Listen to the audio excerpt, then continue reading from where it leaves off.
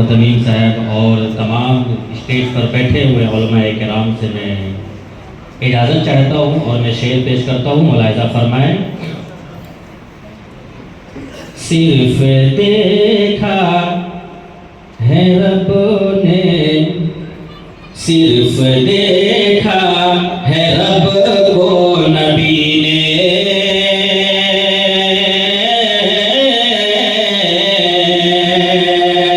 ओ सिर्फ देखा है रब को नबी ने, और किसी ने भी देखा नहीं है।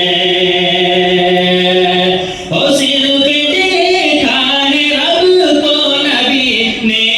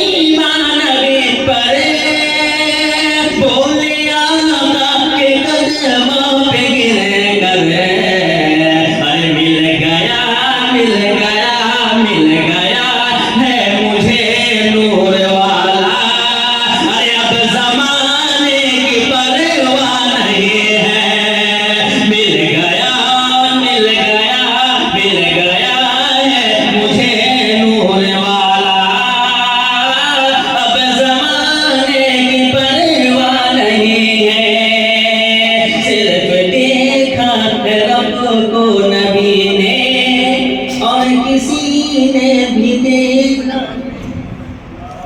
माशाअल्लाह।